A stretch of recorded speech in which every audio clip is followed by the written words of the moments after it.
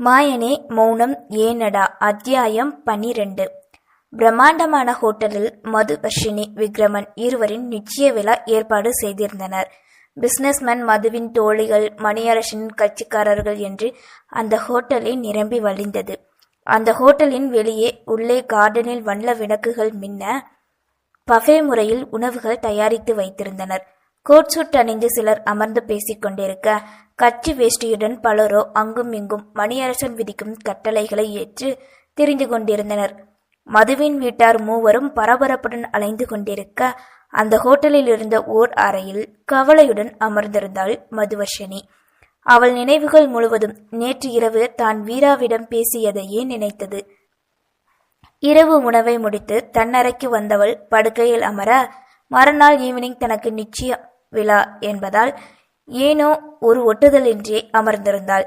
பெற்றவர்களின் சந்தோஷத்திற்காக இந்த திருமணத்திற்கு ஒத்துக்கொண்டாலும் அதனை ஏற்க மறுத்தது அவளின் மனம். மனமோ ஒரு நிலையில் இல்லாமல் தள்ளாட, ஆறுதல் தேடியவளின் மனம் வீராவையே நாடியது. தன் கைபேசியை எடுத்து வீராவின் எண்ணிற்கு அழைத்தவள் அவன் எடுக்கும் வரை காத்திருக்க, இரவில் வர்ஷனை தலைக்க அழைக்க என்னவாக இருக்கும் என்ற குழப்பத்தில் எடுத்தவன் ஹலோ என்றான். சார், நான் மதுவர்ஷினி பேசுறேன், தயங்கி கொண்டு கலக்கத்துடன் கூற, அவள் குரலில் இருக்கும் கலக்கத்தை அறிந்தவனோ, தெரியுது வர்ஷினி, ஏதாவது பிரச்சனையா? மெல்ல ஆறுதலாய் கேட்டான். அது உங்ககிட்ட பேசணும்னு தோணுது, அதான் பண்ணேன். நீங்க பிஸியா இருக்கீங்களா சார்? விட்டால் அழுது விடுவாளோ என்ற தவிப்பில் கேட்க, இல்ல சும்மாதான் இருக்கேன், சொல்லுமா, என்னாச்சுடா? தவிப்பினை உணர்ந்து பதட்டம் இருந்தாலும் பொறுமையாக கேட்டான்.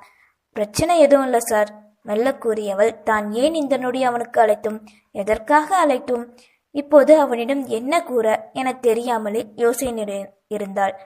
ஏ வர்ஷினி, உன்னைத்தான் கேட்குறேன், எதுக்கு இப்போ எனக்கு கால் பண்ணுன? நாளைக்கு ஈவினிங் எனக்கு நிச்சயம், ஃப்ரீயா இருப்பீங்களா சார்? நீங்க ஏன் கேட்குற?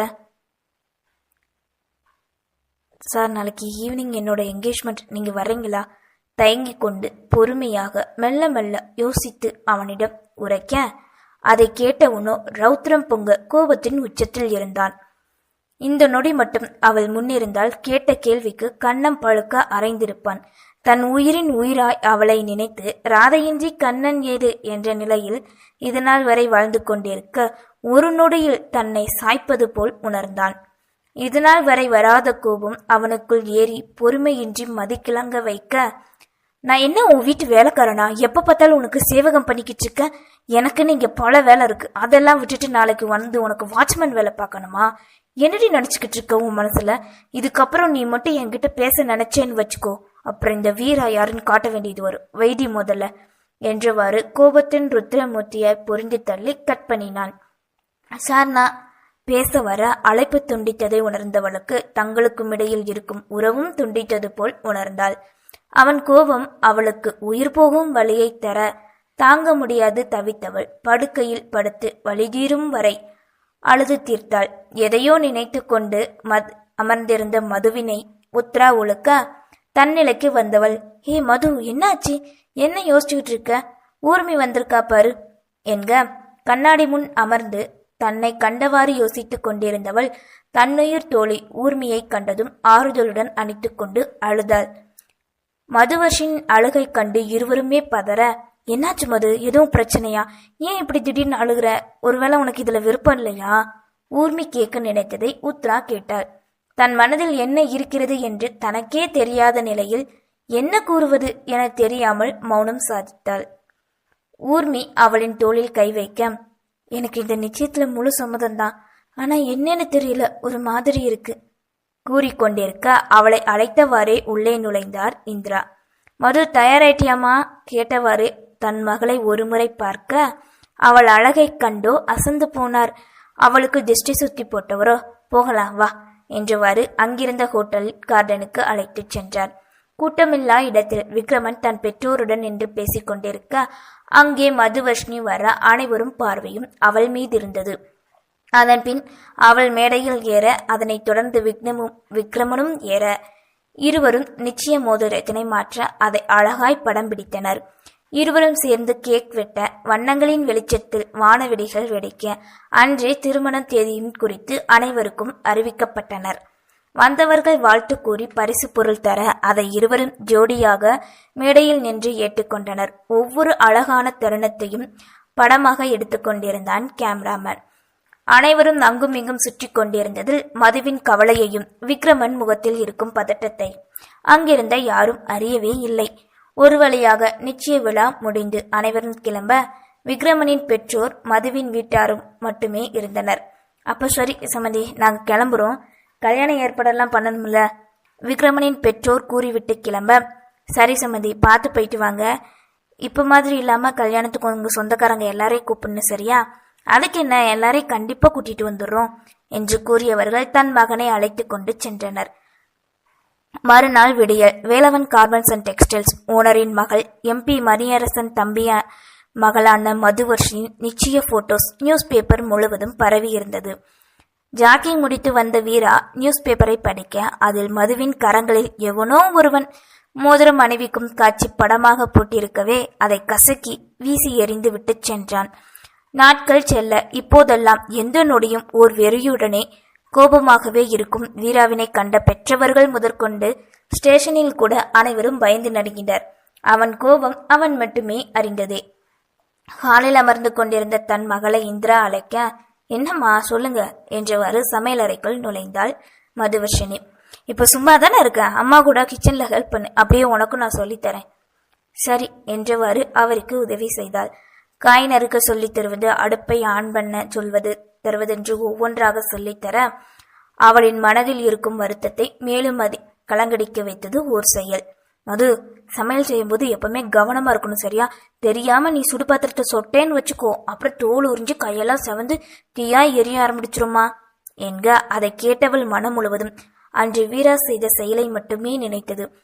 ஏனோ சில மாதங்களாக தன் நினைவுகள் முழுவதும் அவனை மட்டுமே சுற்றி வர இப்போது அவனை தவிர எதுவும் மனதில் இல்லை என்ற நிலையில் இருந்தாள். என்ன மது, நான் சொல்றத கேட்கறியா இல்லையா? அவளை உலுக்கி கேட்கிறேமா என்றவள் தன் அன்னை கூறியதை கேட்க ஆரம்பித்தாள். அரைமனதுடன் கொஞ்சம் கத்துக்கொள்ள அப்படியே நாட்களும் சென்றது. இன்னும் திருமணத்திற்கு 2 வாரங்கள் மட்டுமே இருக்க விக்ரமனின் வீட்டார் மதுவிற்கு திருமாங்கல்யம் கல்யாணப்பட்டு எடுக்க ஆரம்பித்தனர்.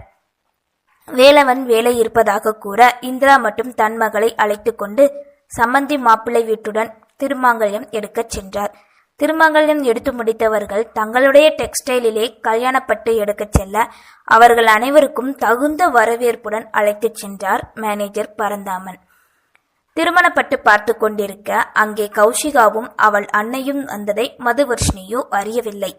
ஒவ்வொரு புடவையாக எடுத்து பார்த்து கொண்டிருக்க என்று தான் முதலில் புடவை கட்ட ஆரம்பித்தமோ அன்றே ஒரு முடிவு எடுத்திருந்தாள். தன் திருமணத்திற்கு தன் கரங்களால் தயாரித்த பட்டினை கட்ட வேண்டும் என்று. ஆனால் அவள் இருக்கும் இப்போதைய மனநிலையில் தயாரிக்கும் எண்ணமே இல்லை என்பதை அவள் மட்டும் அறிந்தாள். பெரியவர்கள் எடுத்த ஒவ்வொரு புடவையும் வேண்டாம் என்றே கூற அதை கண்ட விக்ரமன், என்ன மது நீ எதுவுமே வேண்டான்னு சொல்ற, ஒருவேளை நான் வேணா செலக்ட் பண்ணட்டுமா?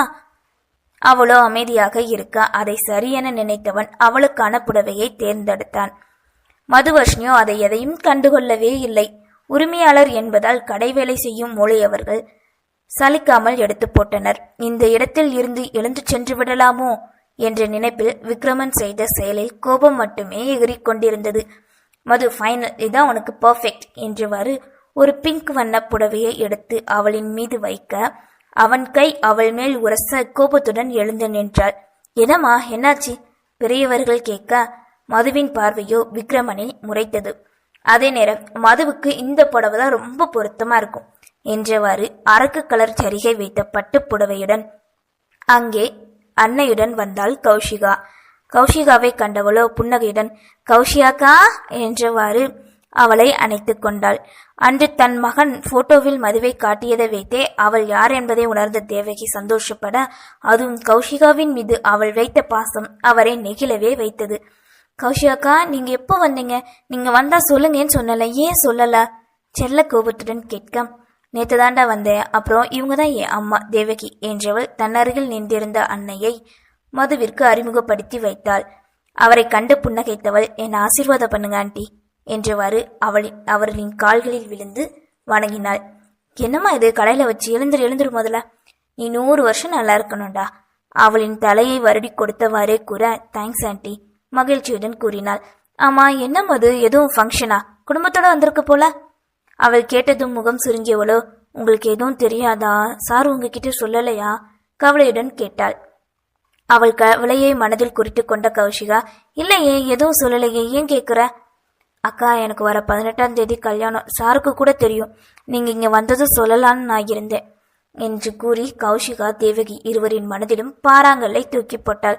என்ன மது, நீ திடீர்னு இப்படி சொல்ற?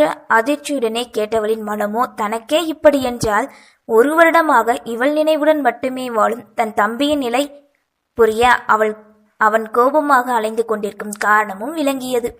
யார் மது இவங்க? இந்திரா கேட்க, அம்மா, நான் மும்பைக்கு போகும்போது என் ஃப்ரெண்டை பார்த்தேன்னு சொன்னலம்மா, அவங்க தான் இவங்க. ஓ, ஆக்சிடென்ட்ல இருந்து காப்பாத்தினது இவங்க தானா? ரொம்ப சந்தோஷம், என் பொண்ணுக்கு செய்த உதவிக்கு ரொம்ப தேங்க்ஸ்மா. கௌசிகாவை பார்த்து இந்திரா உரைக்க, பரவாயில்ல ஆண்டி, இவங்க தாம்மா மதுவோட மாமியார் மாமனாரு, அப்புறம் இவர் தாம்மா மாப்பிள்ளை விக்ரமனு. கல்யாணத்துக்கு எல்லாரும் கண்டிப்பா வந்துருங்க, சரியா? கூறிய இந்திரா அப்போதே திருமண பத்திரிகை கொடுத்தார். இங்க வச்சு கொடுக்குறேன்னு தப்பா நினைச்சுக்கிடாதீங்க, இந்திரா தயக்கத்துடன் உரைக்க, அதை வாங்கியவாறு, பரவாயில்ல ஆண்டி, நாங்க கண்டிப்பா வரோம். அப்புறம் போயிட்டு வர மது, பாப்பா வீட்டுல தண்ணியா இருக்கா கூறிய கௌஷிகா தன் அன்னையை அழைத்து கொண்டு வேகமாய் அங்கிருந்து கிளம்பினாள். கௌஷிகா கொடுத்த புடவையை கரங்களில் வைத்துக்கொண்டு அவள் சென்ற வழியில் வீராவின் நினைவுடன் நின்றிருந்தாள் மதுவர்ஷினி. நன்றி.